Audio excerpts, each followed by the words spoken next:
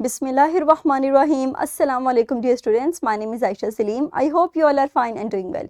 Today we are going to start lecture number 1 of chapter number 8, that is about energy. And in today's lesson we will cover two SLOs in which we recognize energy as a physical quantity, and further we describe the two most important source energy types, that are potential energy and kinetic energy, and how they can be converted from one form to another form. So अपने lecture को हम start करते हैं by few questions.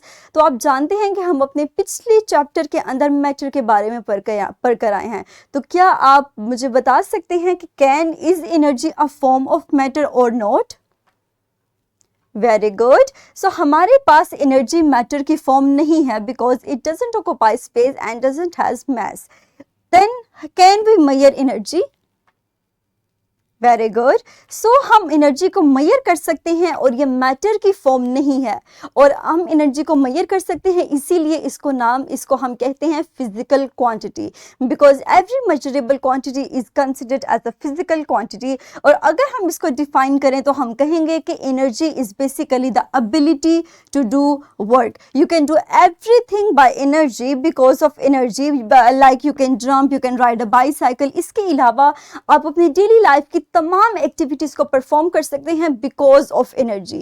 तो हमारे पास, क्या आप मुझे बता सकते हैं कि हमारे पास एनर्जी को तो डिफाइन कर लिया, now what are the two main types of energy?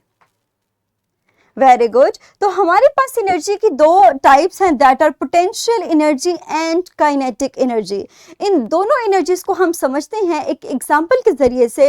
Let's suppose a student is riding a bicycle.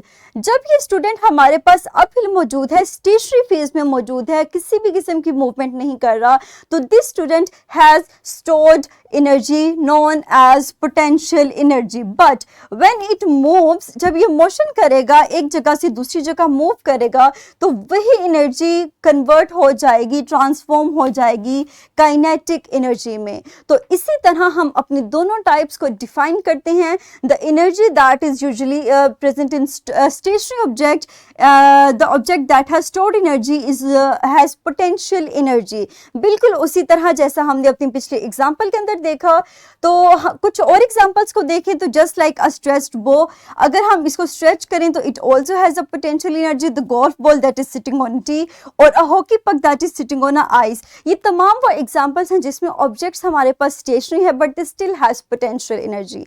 इसके अलावा अगर हम दूसरी टाइप को, कुछ फर्दर एग्जाम्पल्स को आप सोचिए और मुझे बताइए कि कुछ ऐसी डेली लाइफ एग्जाम्पल्स जिनमें ऑब्जेक्ट्स के अंदर पोटेंशियल एनर्जी मौजूद है.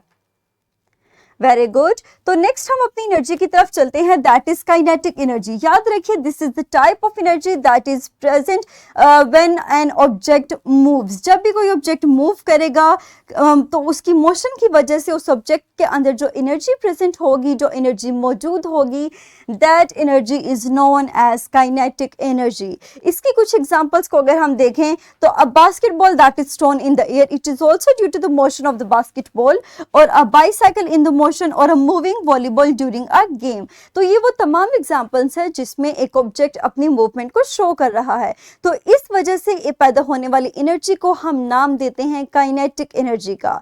अब आप क्या मुझे काइनेटिक एनर्जी की कुछ फर्दर एग्जांपल्स के बारे में बता सकते हैं जिसमें ऑब्जेक्ट पोजेस करे काइनेटिक एनर्जी को? Very good. सो नेक्स्ट हम मूव करते हैं अपनी वर्कशीट की तरफ. अभी हमने काइनेटिक एनर्जी और पोटेंशियल एनर्जी की डेफिनेशंस को स्टडी किया डिफरेंट एग्जांपल्स के जरिए से. तो अब यहाँ पर आपको डिफरेंट सिनेरियोज, डिफरेंट पिक्चर्स दी गई हैं, पिक्टोरियल रिप्रेजेंटेशन की गई है. तो आप इन ऑब्जेक्ट्स को देखिए, इन पर गौर कीजिए और सर्कल कीजिए कि either the object is kinetic, possesses kinetic energy और possesses potential energy. सो जल्दी से अपनी वीडियो को पॉज कीजिए और इस वर्कशीट को सॉल्व कीजिए. Very good. मुझे उम्मीद है कि आपने इस वर्कशीट को सॉल्व कर लिया होगा. That's all about today's lesson. मुझे उम्मीद है कि आपको आज का लेसन क्लियर हो चुका होगा. सो इंशाल्लाह अपने अगले लेसन के अंदर हम अपने चैप्टर को, अपने लेक्चर को यहीं से कंटिन्यू करेंगे और फर्दर कुछ कंसेप्ट्स के बारे में सीखेंगे. सो डियर स्टूडेंट्स, तब तक के लिए अपना ख्याल रखिएगा. Thank you very much and Allah Hafiz.